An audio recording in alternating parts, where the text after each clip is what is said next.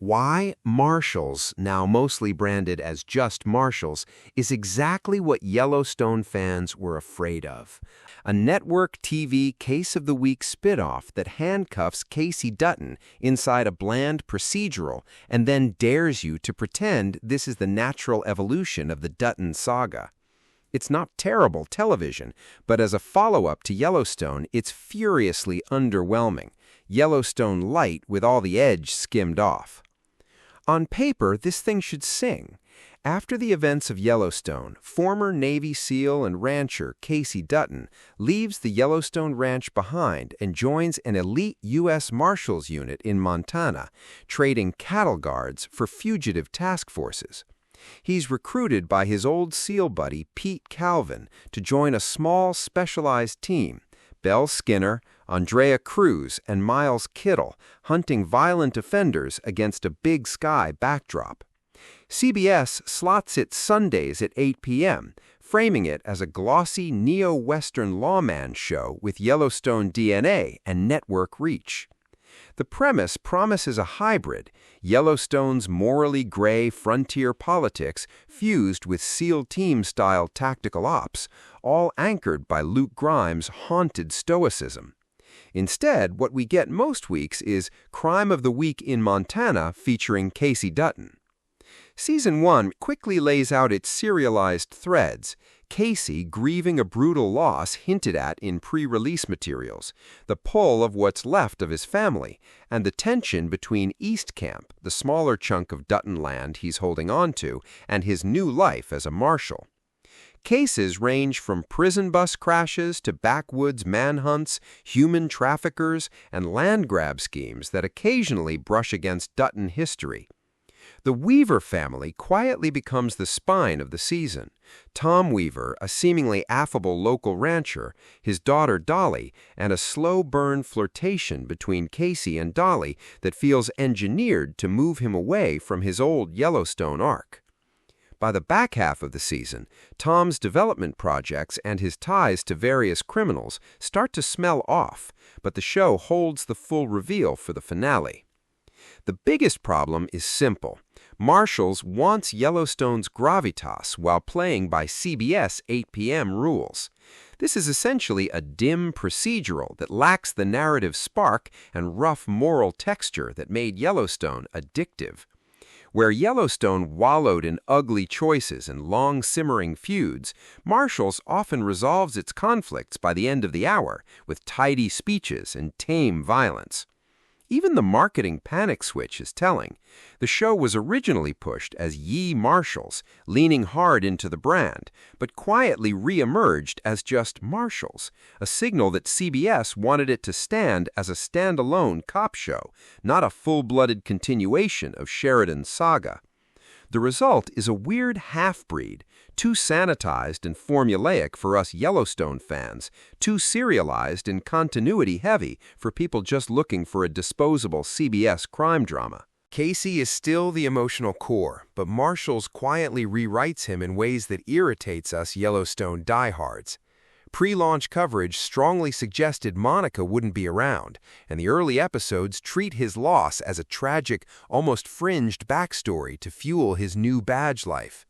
The show references his pain often, but rarely lets us sit in it.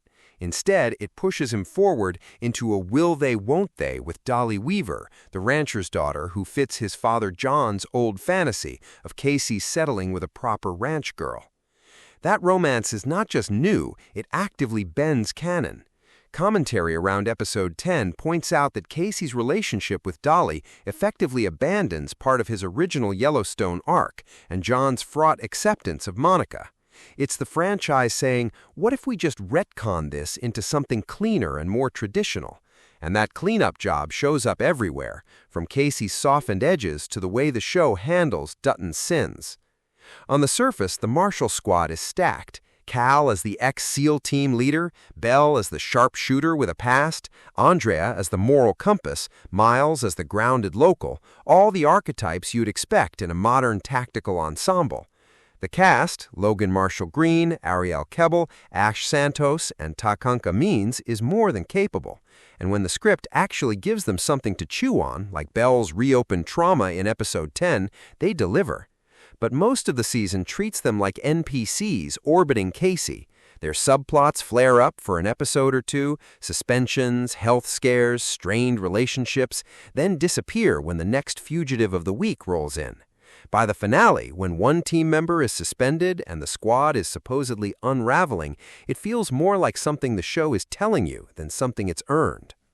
Episode 10 drops one of the boldest swings. A prison bus crash leads Kayce to an escaped criminal who turns out to be Neil Lamb, a previously unmentioned Yellowstone ranch hand branded with the Y, meaning he was once among John Dutton's most trusted men.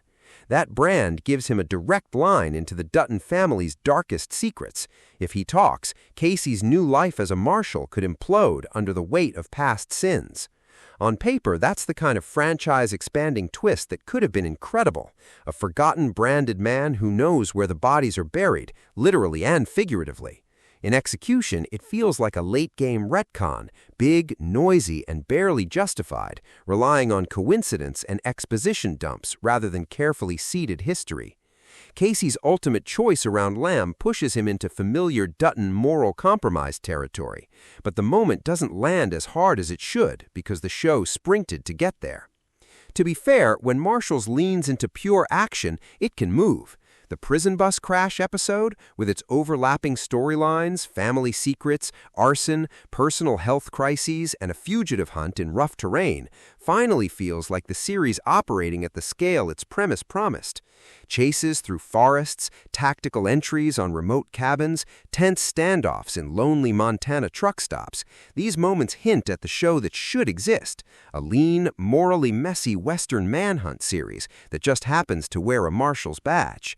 But between these highs, Marshals repeatedly defaults to boilerplate CBS staging and network-safe tension, functional but rarely pulse-pounding. The finale finally swings for the fences. After spending episode 12 flirting with the idea of selling East Camp, Kayce spends much of the finale wavering over whether he can let go of the last physical piece of the Dutton ranch he controls. Prospective buyer Tom Weaver is there with his checkbook and his friendly smile, apparently offering Kayce a way out of the endless cycle of blood and land. Then the mask drops. The season's closing movement reveals that Tom Weaver has been the puppet master behind much of the season's criminal chaos, a land-hungry villain quietly orchestrating violence to pry loose valuable property and consolidate power. The episode builds to an assault on East Camp, a betrayal that puts lives at risk, and a gut-punch cliffhanger.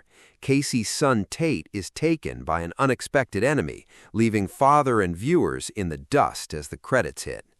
It's easily the most energized, serialized hour of the season, exactly the kind of finale that makes you say, "Oh, now we're cooking." But the fact that it takes 12.5 episodes of middling build-up to get there is the problem. By the time the wolves are actually at the door, a big chunk of the audience has already wandered off. The action episodes, the finale, and any hour that really leans into Dutton's secrets are worth a look, if only to see how far the franchise will stretch its own mythology. But if you came in expecting a true Yellowstone air, something that carries the same moral weight, operatic stakes, and messy family drama, Marshals feels like a subpar wannabe wearing the Dutton brand without earning it. It's a show that should have been as sharp and dangerous as its title, and instead settles for being fine. And in this universe, fine feels like a hanging offense. 6 out of 10. Hey, want more Wright Flicks reviews? Don't forget to hit like and subscribe. We would greatly appreciate it.